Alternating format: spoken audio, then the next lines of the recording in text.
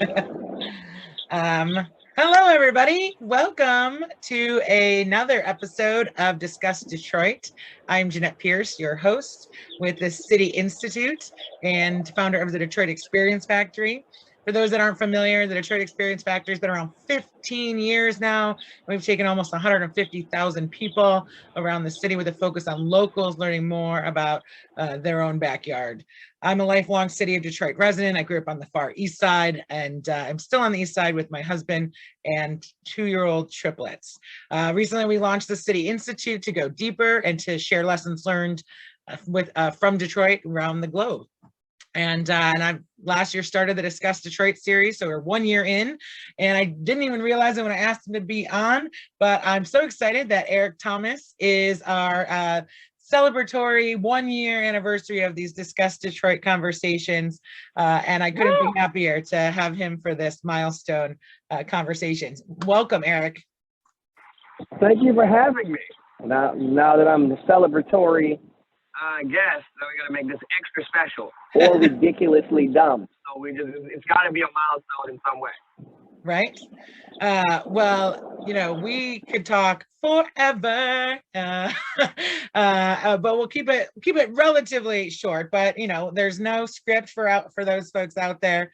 And if you have questions or whatever, just let us know. I'll try to keep an eye on the Facebook page for comments, questions, all those fun things. But I always like to start with learning a little bit about our guests. You know, it's we've known each other. God, okay, what year is it? You know, it's 2021. It's got to be 7, 8 years at this point. Yeah, it's been a while. I have no idea. I have no concept of time. I don't know how long things take or when I met anybody. I know. I was thinking like, oh man, I remember last year, but it was like 5 years ago. I was like, okay. Right, and then COVID just makes that, you know, and quarantine makes that even more pronounced. But I do remember us chatting. I think it must have been around the time of the essay we might end up talking about, which, you know, blew up pretty big. Of course. I think that I was like, I gotta talk to this guy, you know. But anyway, first of all, tell us about you. So you're a West Sider. I am a West Sider. I have a question though. Yeah. Here's my question. How many This Is Us jokes do you get by having triplets? Is it like a bunch of them or? Dude, This Is Us is a really great show. You know, it also, and I know you like it too, it also is a little, you know, a little too coincidental, and not just with the triplets, but we share like a birthday week, me and the triplets. Like, it started, like, my birthday's October 7th. I think theirs is like September 28th or something, you know? So when they, like, you know, they were that age, you know, they turned 40, I turned 40, right? I mean, their high school flashbacks are exactly like my high school flashbacks. It's definitely hits home in a lot of ways. But yeah, that seems too emotional. The show's already emotional enough, and I have nothing. I know. My husband used to call it the crying show. He's like, "Are you watching the crying show?" And that was like before I was pregnant and had kids and stuff. So yeah, I know the triplet stuff is definitely interesting. And like I said, you know, my jokes are about, like, you got to make sure we get this population up somehow. And you know, I like to, you know, say I'm so Detroit that I assembly line babies, mass production style, efficiency. 3 and done. 3 and done. 1, 2, 3 and done. That's a bunch of them. I couldn't resist. I thought about it. I was like, you know, you talked about the triplets, and I had a very This Is Us moment. I am a West Sider, so that's how that guy. So what is your origin story? Yeah, origin story of Eric Stephen Thomas. Stefan. Is it Depends on who you ask. It depends on who you ask, right? My aunt says it's Stefan. My mom says it's Stefan. I think my aunt gave me the name, but my mom liked the different pronunciation. Who knows? Anyway, it's a weird thing. So I go with Stefan sometimes. I go with Stefan sometimes. Long story, I don't know, man. My origin story feels weird, right? I grew up in Detroit on Joy Road in Greenfield, closer to Humboldt, actually. And I grew up relatively low income doing, but, you know, I was raised by my grandma, and my grandma kind of created this like beautiful little bubble around me, right? So I went to church. I was part of the ministry for a long time, which will surprise a lot of people who know me. And then I spent time in school. I was very nerdy, right? So I watched my science shows and all this kind of stuff. Played basketball like a Detroiter, you know, in the street, never on a team, just out here on the street with the hoops and yada yada. There's a history of addiction in my family which has led to me having never tried alcohol or drugs or anything, because it's too much, right? Too much going on around me. And so I've been kind of weird my whole life. And I guess it makes sense that I ended up in a weird ass job, right? I think I graduated high school like a 1.8 GPA or something. And then I went to community college and dropped out of community college. And, you know, I failed out of my graphic design classes in high school. And now I'm like one of the primary graphic designers in the city. It's weird. But all of that strangeness led up to me. I started a business, right? First it was graphic design, freelance. Then it moved into marketing, kind of evolved into marketing and branding. Eventually turned into a storytelling agency called Saga. That storytelling agency created the kind of the foundation for all of my storytelling identity. And now I'm the chief storyteller for the city. So, you know, I spent a lot of time being in Detroit, talking about Detroit, advocating. Most of our work and our business, I think 80% of our clients were nonprofits. And it was all focused on equity, right? Homeless shelters, community engagement, cultural institutions trying to reach out to the community, all that kind of stuff. And I wrote an article about why we should preserve Black spaces in the city of Detroit sometime in 2019. That started from a Facebook post. I wrote a Facebook post about how Detroit's so culturally Black. It's important that we understand that and what that means to this community. Somebody from I think it was the Free Press, reached out to me and said, "Hey, would you like to write a longer op-ed on this?" And I guess that made it to the mayor's office. Even though many of the angry things I write about Detroit make it to the mayor's office, but this time, I guess it turned into this very strange job. So I've gone from being a storyteller in Detroit to being the chief storyteller of Detroit. And that's the kind of a bridge version of it. There's a lot of stuff in the middle there, but it's a windy road. Yeah, I mean, I think that's a lesson.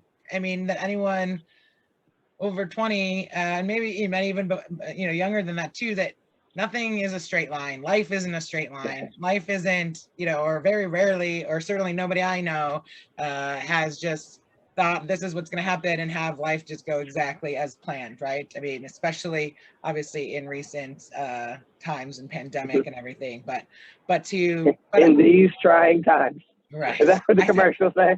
Chaotic. I use chaotic times. You know, it's just so there's so much unknown. But I mean, I think Detroit has been in crisis or chaos in some way or the other.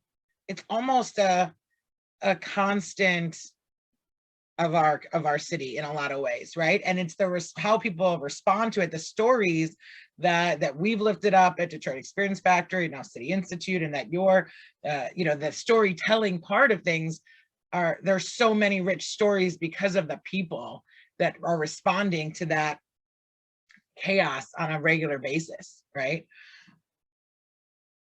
I like to say that I have a uniquely Detroit story that's not unique in Detroit. Okay, like it's, you know, if I was a guy who likes to make angry Facebook posts in New York, you know, it probably wouldn't have led to a career, right? You know, the chief storyteller of New York would be a poet laureate, right?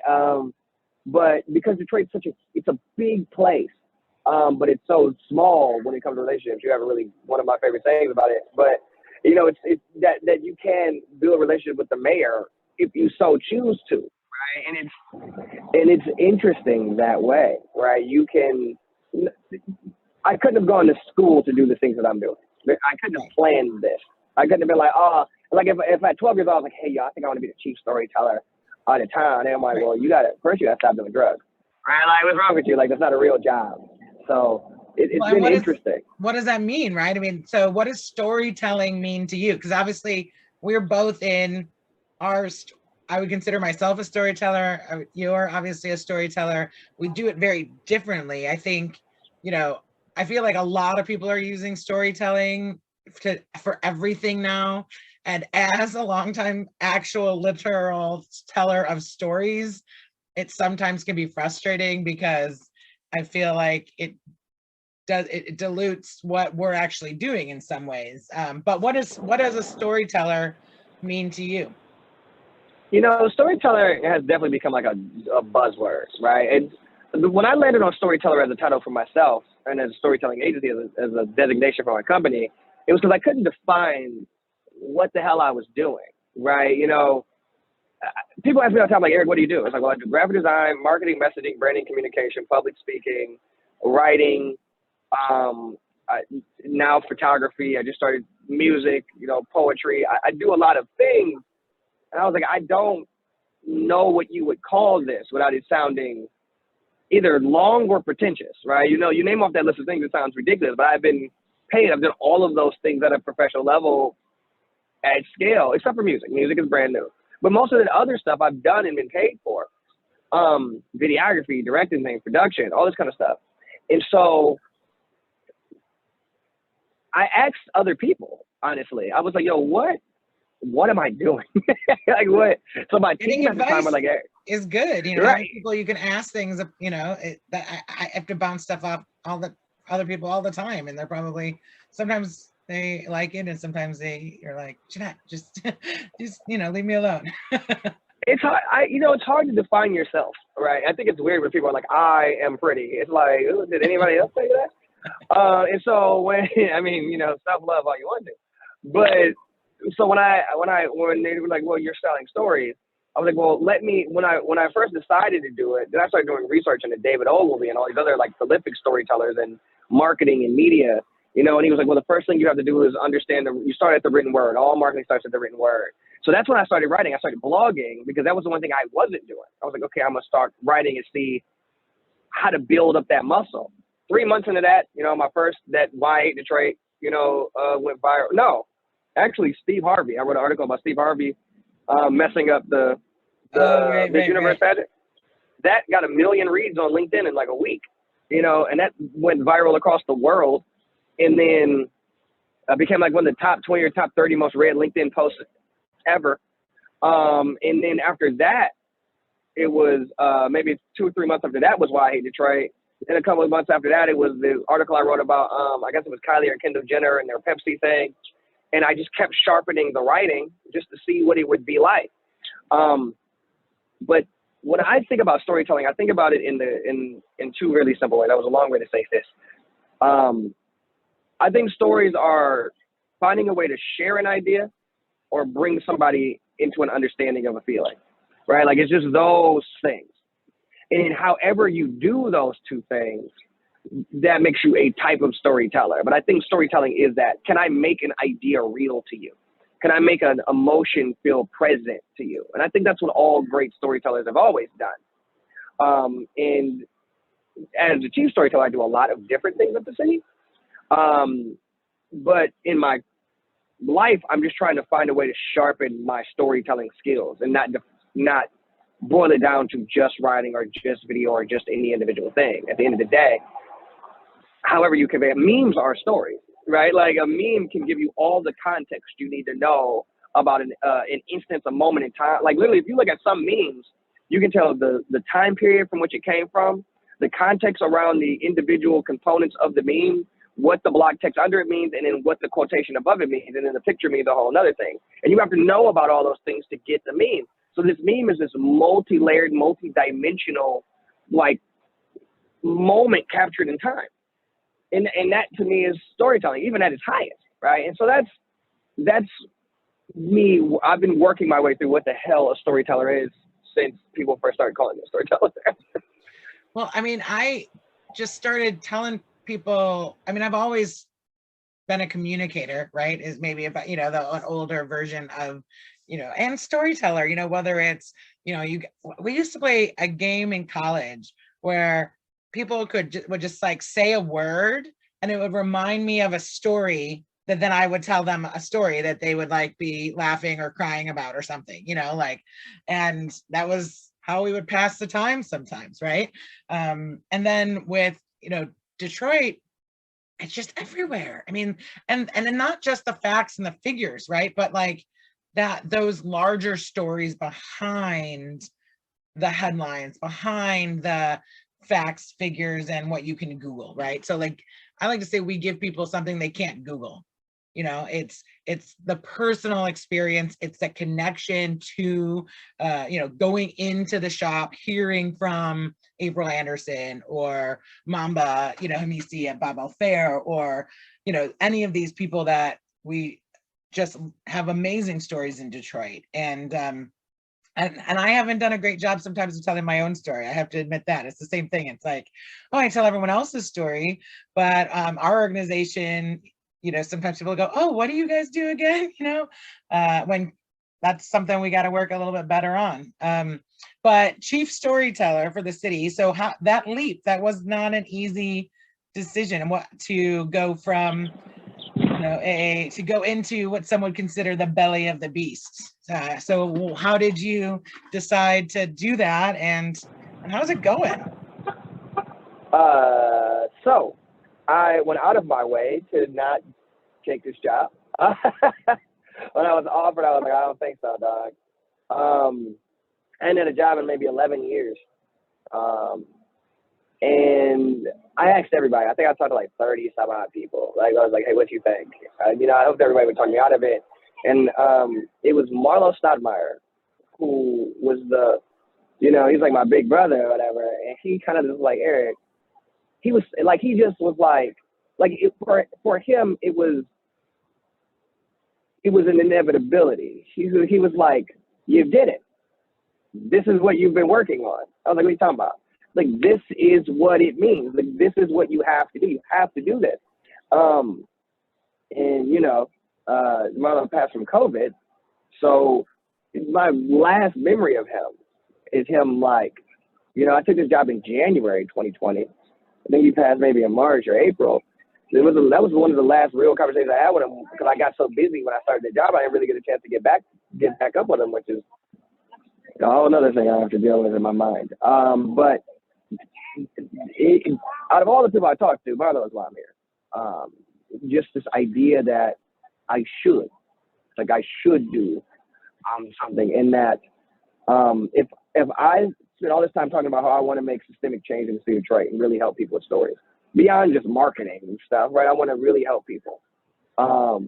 If that's the case, then from what better place to do that is inside the city. That if somebody needs the water cut back on, if somebody needs help finding housing, well, the city of Detroit is where that is. You can market all you want to. You can make all kind of good, feel-good campaigns about shoes or whatever the hell. And you could cover them, and you could do it really beautifully. You could be culturally aware and all that kind of shit. But at the end of the day, now you just got a pair of shoes. And the city of Detroit, if I do anything well, there's positive gain. And so that's, you know, that's why I'm here. That is what makes some of the frustrating realities of working for a government, right? Bureaucracy, slow moving stuff, all that kind of stuff. It makes it bearable, because I know at the end of the log jam, there will be positive growth for the residents here. Yeah. Well, and what a time to be, I mean, again, taking that job. And yeah, Marlo, I mean, that's a loss that the city will never recover from. I mean, I was lucky to be able to, you know, because I had the kids, and I was out of the loop for a little bit, but we had lunch in February and got to catch up. And I got to take them to Good Times on the Ave for the first time. And I'm just so glad we had that time. But same, you know, he just knew what to say to, I don't know, encourage is such a small word for what he did, right? Like really seeing you more than how you could see yourself, the potential, I feel like. And yeah, that was a tough one. And I do think he ended up saving lives, though, in a you know, helping people even on the way out though, because it really woke people up. You know, it was like March 23rd or whatever when he passed, and everyone was like, oh, this is really happening. Like, this is real. You know, yeah, we need to, you know, I mean, I do think that is something, but I'm so glad that you guys got to talk about this, as I think it's been great for the city, as in the people in the city, and I'm sure the city government is also very much appreciated you being there, especially as the of storytelling and digital storytelling, especially during a pandemic, what is so much more, it's even more needed. So what are some of some of the things you've done in just over, I mean, it seems like forever ago. Well, as we started, it was in January, February last year too, where you and me and Stephen McGee jumped in the car and went touring the East Side for me. Well, you guys, showing the West Siders, the East Side stuff. But then what have you been doing? Tell everybody. So essentially what I did, because I didn't want to go and do like fluffy storytelling in a pandemic, right? To me, I was like, okay. And another person, right, James Fegan is another person that was like, hey, do something that matters here, right? And so I spent most of that first year just kind of laying foundation for stuff, right? I helped with social media. I ran social media for like 3 months. People don't really know that. I ran social media for the city and the mayor for a while. Supported it before that, supported it kind of after I stopped kind of running it. Thank God I didn't want to do social, but it is what it is. I helped reorganize city websites. So if you go on the current city website, the new homepage update is my design. We're rolling out new, easier to navigate internal pages for the website that I've designed. There's a new section of the website called the opportunities page, right? So if you go to Trademygov/opportunities, the whole city government is now organized by, from a user perspective, access, business, family, recreation, these sorts of things. And what it allows us to do is you're able to now kind of seek things out agnostic of department. And so that, trying to make it easier, like just to make the whole system easier, has kind of been what I've been doing. Realigning the city's brand. The new Opportunity Rising slogan and the mission that goes with that is something that I've done. So that I'm behind that too. There's a lot of like weird things. Oh, realigning the city's brand. So if you look at some of the visuals, they're kind of consistent now. I updated the brand and the graphic design for the city as well. And now I've kind of gotten back into the neighborhoods.org, finally. Right. So that was started by Aaron Foley. On the actual individual resident storytelling, now that, we've got Vicki Thomas in there, who's comms director, we've got a guy named Pavan, we got Marissa, who are running social. We've got a comms team that's kind of built out. I get to go and be chief storyteller, which is fantastic. And so now we're trying to do about a story every day, whether that's a written story, a video story, an interview. We should be dropping something today on human IT. I'm going to need to go look at my Stories from Detroit page, but that should be going out today. We've got a live interview with someone with Lo from L Club. And so every single week we'll be doing a live interview. We're about to start 4 video series now, which is really exciting. My poor team. I'm just gonna run them into the ground.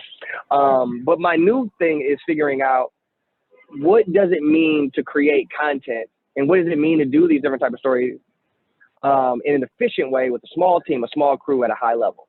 So that is what has been going on. I know people are kind of like, where the hell has Eric kind of been? I haven't been out in the world. Like, well, no one's been out in the world. It's been a pandemic, for Christ's sake, and all of that is so important, especially the usability, right?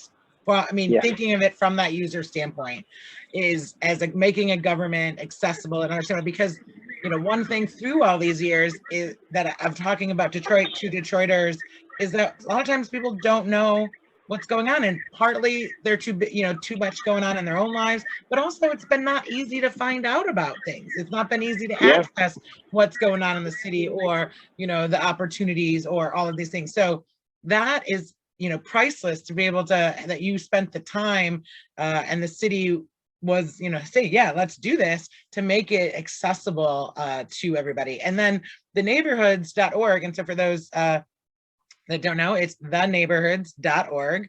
And again, Aaron Foley started that as the first chief storyteller, but just a really great site that you can have information on different neighborhoods. And now more and more of these profiles, right, on, amazing people doing stuff in Detroit and that don't normally make the headlines, right? I mean, that's, I think, what Detroit's most valuable asset are the people that aren't necessarily making it on the, every, the 5 o'clock news or on Forbes or, .com or whatever. If you look at the neighborhood's Instagram, right, Stories from Detroit on Instagram, I want that to be like a Rolodex of incredible people, right? If you go on there, you should be able to scroll through there and say, oh my God, all these people are great. If you're looking for people who are doing interesting things, whether you're the news or whatever, that should be your resource. If you are, the website is for longer, more editorial things. I've been trying to champion these micro stories so that they're simple and small and bite-sized, so you can kind of binge them, right? It's kind of like, what's the guy's name? Like Humans of New York, right? That kind of deal, where it's just like, here are people, right? Like, check out these narratives, check out these stories, and dive deeper into them if you want to.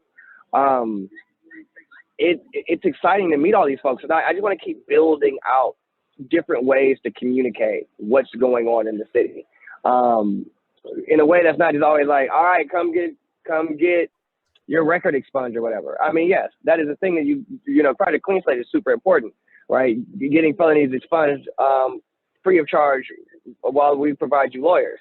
Grow Detroit Young Talent, helping young people get jobs.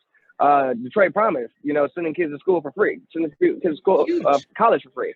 I mean, we have huge things in the city. And so our job is to, if you look at the city platform is 80% utility and 20% stories. The neighborhood is 80% stories and 20% utilities. I want them to kind of mesh in a way that we have a continuity. So that's been kind of the way that I've been focusing. That's really important stuff. And I love it. And it's been wonderful. So folks, if you haven't checked that out, we'll definitely link to both the website and the social and the Instagram piece. And if people want to, I'm sure there's a way, on the site, or maybe just hit you guys up on social if they have a great neighborhood, person or project that they want to get featured. Can people let you know some way or the other?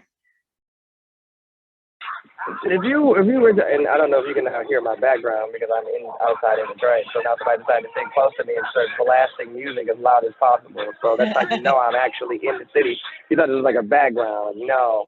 Yes, we can still hear. Yeah, my background is now gangster. It's not. It's also, I mean, for those who weren't paying attention, it is not a picture background. He is outside in Cadillac Square near Campus Martius, probably near the new Midway roller skating and basketball courts, and with a giant piece of art by Sheepy McFly, maybe right there. I think that's amazing. Yeah, there you go. Great. The largest art installation in downtown is by Sheepy McFly.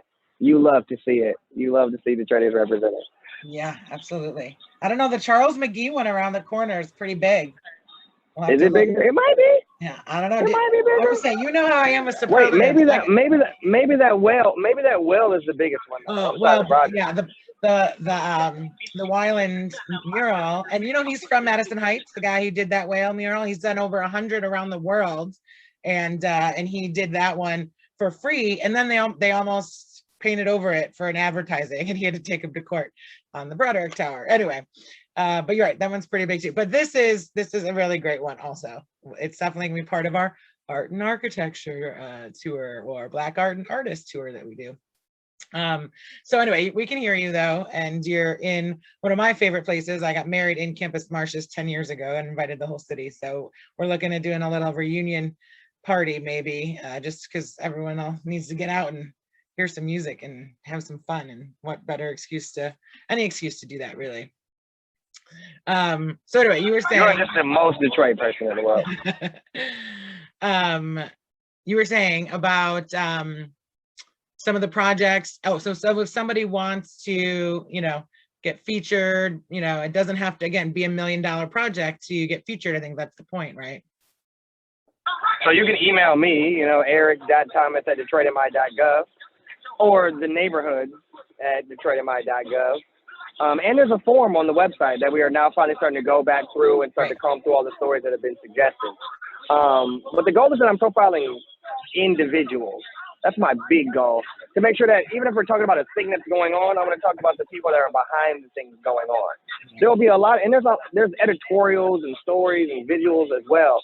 But I'm always looking for people who, you know, the unsung heroes of the city. And sometimes the people that are, you know, that do get a lot of credit, right?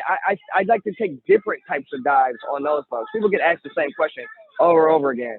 What inspired you? How'd you get here? Where are you from? It's like, well, if everybody did that one, I'd love to have a different take, right? And what is this rapper's take on criminal justice reform, right? Let's really get into the things that people care about. That's amazing. And I'm excited to see more of that and talk about ways that we can partner in the future, right? Because our thing is always like, there's the digital side of storytelling. There's, you know, we've worked with, you know, people write articles, people have, the, you know, the news, and what if someone is reading all this, but they want to actually get out there and meet people and experience it and understand it? And then obviously what we do too is put it into context, like connect the dots between these people and these neighborhoods and what's the history of this place, you know. And that's where, you know, we've been, even just the history of racism short tour we've been doing throughout COVID, like helping people understand the policies that got us where we are today, to this inequality, to these systemic challenges. It didn't happen overnight, and it wasn't accidental either. And I know that's something that you've been really pushing for from your spot in the city as well. Can you hear me still?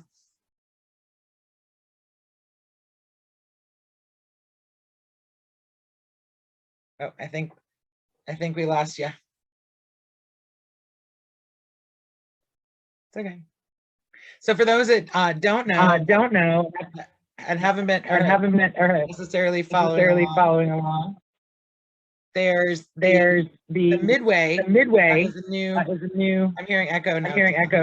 My side, but a new ice skating, roller skating rink, basketball court. There we go. There we go. I was just telling people about the Midway while we were waiting for the audio to work again. And Phil Simpson, who's one of my favorite artists, who did all the basketball courts over there as well. And it's really an innovative use and a much better use than a surface parking lot, which was there. But before we had the little audio clip, there's also work by Jessica Caramore and Olivia Gutterson. So there's awesome. So there's like a whole separate secondary internal mural by Olivia as well. And poems by Jessica Caramore kind of like throughout it. It's neat. That's so amazing. So right before we lost you on the audio, I was just wanted to give you a chance to talk about the work you've been doing around equity and just trying to rid the world of racism, if that is at all possible.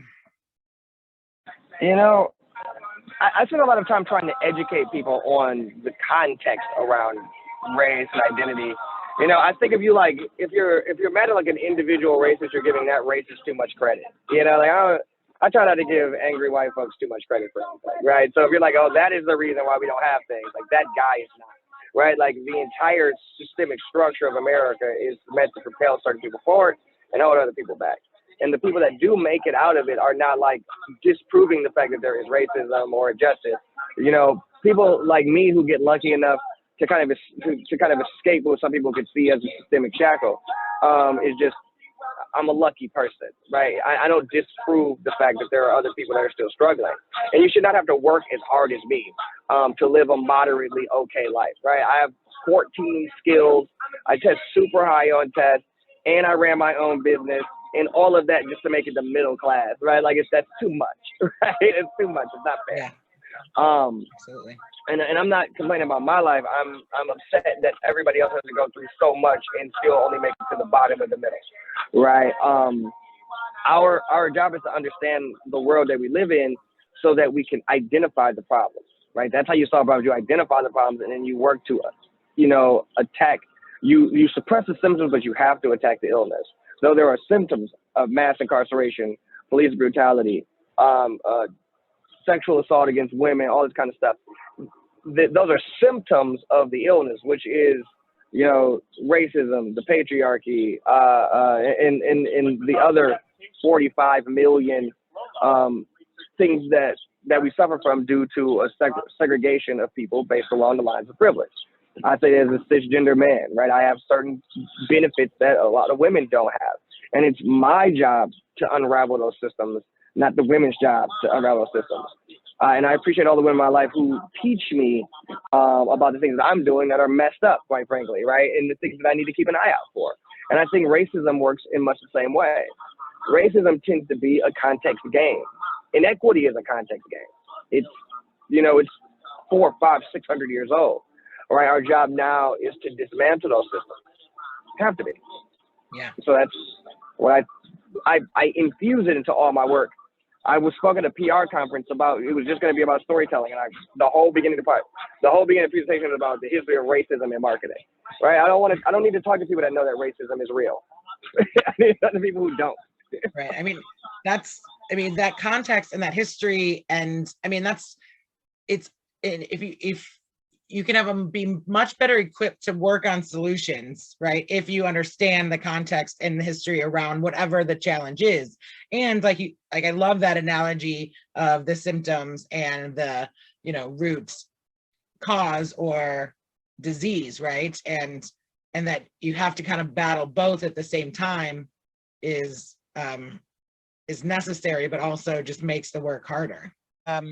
Circle back to this conversation because it's obviously so important. Like all the other stuff we were talking about is fine, but this is about equity. The government doesn't want us to talk about race. And there you go. Absolutely not. You know, I got my vaccine. That 5G chip is not working like it should. You know, yeah. I mean, what I was saying before, you know, we were cut off was that the amount of, you know, I love your analogy of the sickness, the symptoms, and the disease, and that you do have to treat both of them, which is necessary, but also awful that just makes it extra work, you know, even more work. I mean, it's just the heaviest possible lift ever, right? And it can be so discouraging, but then, you know, but we have to keep, everybody has to keep doing it. And that's where we, you know, I try to educate white people as much as possible, right? As the same thing as, and try to lift up voices and learn and make mistakes and learn along the way. But I really believe that if people don't understand how a problem came to be, then, you know, they are not going to be as able to even work towards getting, you know, fixing it or doing any kind of problem solving.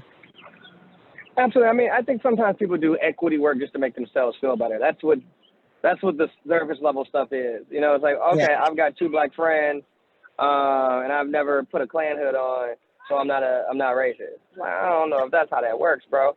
You know, right. It's like, yeah, you're not a psychotic racist lunatic, yeah, but that doesn't mean you're not racist. And you know, when I talk to men about you know, gender equality and rape culture, like, I've never raped anybody. It's like, first of all, that's a toss-up, right? If you adjust your understanding of what rape is, you might look back and realize you probably have. But broader than that, you know, it's important for us to have real conversations around what it is to live in the world with other people when peace doesn't mean suppression. Right? People think that, like, oh, back in my day, we didn't have these conversations, so it must have been more peaceful then. It's like, no, people were terrified then. That doesn't make you safe. It means that you had the privilege of not having to deal with those challenges. And those are dramatically different things. Absolutely. I'm back onto the regular screen here, though. I don't know. And we're back on Facebook. But yeah, so I'm so glad that you, you know, have took this time and we got to chat a little bit. And I feel like we go deeper, but I feel like the technology is making us not want to do that. Oh, I'm assigning and leaving. There you go, from my phone. But there's so much to check out. So, you know, the neighborhoods.org. I mean, do you have any, you know, where do you point people that, I mean, want to learn about what the city's doing around anti-racist work? Or is there a person or a book, a speaker, an action, you know, like that on that note, on that stuff that is, you know? I mean, there's a lot of, all right, so obviously we've got our Office of Civil Rights and Inclusion, or Civil Rights and Inclusion Office, currently run by Kim Russom, formerly run by Charity Dean. Charity Dean, a fierce advocate for equality, Kim Russom as well. Then there's people who I think, sometimes I think it's important to look at people who are doing the racial equity work outside the conversation of racial equity, right? Obviously, right? Like if we're talking about collective and group economics around development, right? You look at somebody like a Chase Cantrell and a Monique Becker, right? You look at people talking about issues in the city of Detroit or around race in the city of Detroit or about systemic issues. You look at a group like Detroit Action. You look at somebody like Donna Givens or Chase Cantrell, or Orlando Bailey.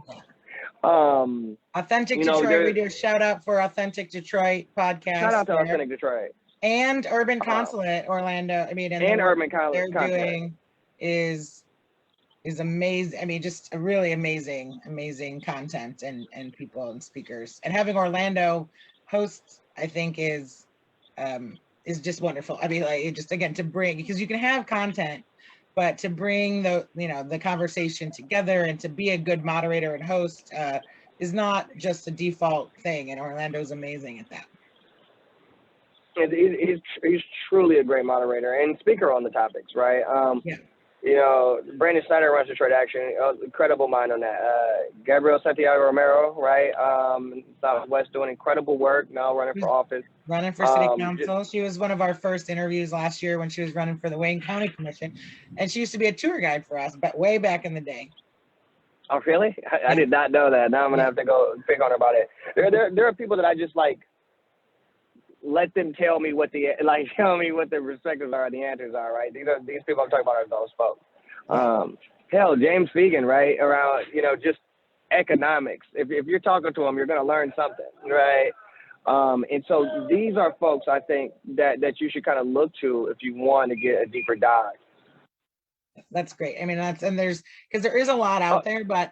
And Jamon Jordan. I got to shout out. Yes, the big dog, Jamon Jordan.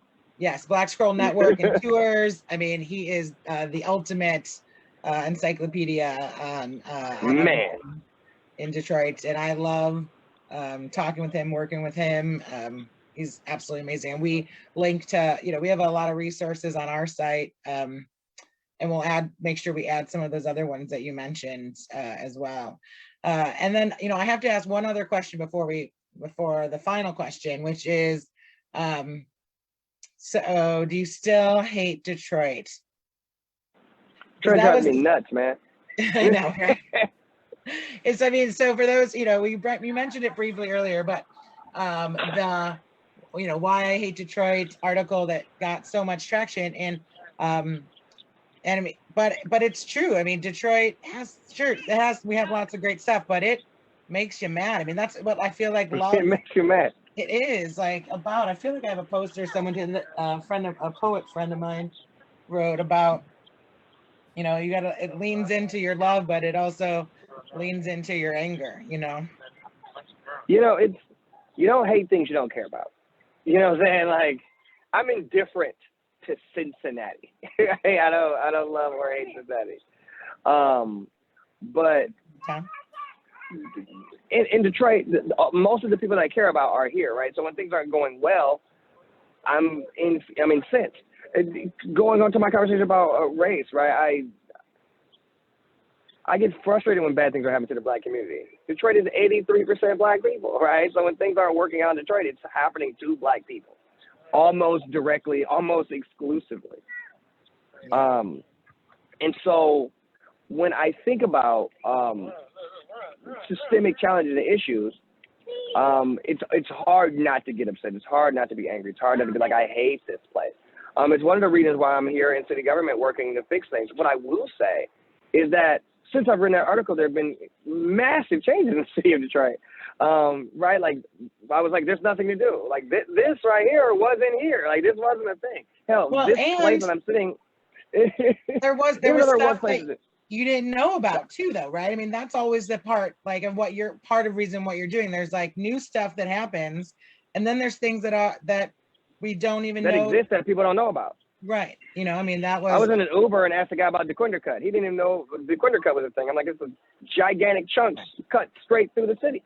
I mean, that's literally why, you know, I started doing this, and why it still matters, because it's whether the small businesses, the public parks, the projects, you know, that, you know, I mean, Detroit Promise, like you said, like there's free college tuition out there. And if people, you know, that's something that people can and should know about. But you're absolutely right about you don't hate something you don't care about, you know, or you don't, yeah. But, you know, I remember hearing once in college, it was a big mind opener to me, is that the opposite of love isn't hate, it is indifference. It's indifference. Right? And that's why it sucks when someone you love is indifferent to you. That actually hurts more than if like they hate you or something, right? And I think also there's, you know, for a long time, people thought if you said anything positive, if you said, hey, look at that amazing mural, or look at these cupcakes you made for Anderson, that it meant you were ignoring racism and public schools, and like you meant you were pie in the sky. And my answer is that good and bad are not mutually exclusive. They exist simultaneously, and they do in every city. And you both have to know about some of the successes, those small stories that, you know, not small in stature, but again, those everyday people like you're featuring on the Neighborhoods website, so that you know, so people have the energy to keep working on these huge systemic issues. But I am so glad you did write that article, and it is a lot. I mean, it makes people, because people who aren't from the area, aren't from Detroit, and haven't seen the challenges or experienced the challenges, you know, they do think that, oh, isn't it just so great? It's just, you know, so awesome. And the answer is obviously it's much deeper than that. I had a guy who moved here tell me that my article is the reason why he moved here. I thought it was really insane. But, you know, it's just this. I think people should come here and know what they're in for, right? I think both the narrative that it's the end of the world here and the idea that it's heaven here is disingenuous on both sides. Right. I think, and I think this at many levels. I think for Black people, Detroit is a little bit of an oasis, right? It's the one place, like I grew up with Black teachers, I grew up with Black leadership, I grew up with Black mayors and city council people and all that kind of stuff. There's not a Black ceiling here for real, right? Like you could be, right? Our lieutenant governor of Michigan is from Detroit, right? Like the ceiling is high here. Our police are Black, right? Like it's like, yo, like you just see yourself reflected in the power structure differently. And though there are still challenges, right? There's a different feeling that comes with that I think a lot of folks don't get when they're in other cities. At the same time, stuff is hard. Things are tough, right? And they're getting better. One thing I will say about Mayor Duggins, I think he's working really hard to make things better, right? I think it's a tougher job than people really think that it is, right? They're like, oh, just turn the lights on. Like, just turn the water on, it'll be fine. Just hit the button. Like infrastructure, guys. But as we move the ball forward, I'm happy to be a part of forward progress. If I wouldn't, I would have left. I keep that funky. I told the people in office when I get frustrated, I tell people, like, if we can't do what we're here to do, I don't need to be here. I'll go. But while I am here, I've seen the effort that went into fighting COVID. And I saw how fast they stood the TCF Center over for testing. And I saw how hard they fought to make sure vaccines are available. Even though we have an incredibly low vaccine rate because the Black community is rightfully skeptical of the power structure. Now, I don't think it's entirely warranted in this particular case, but I understand it.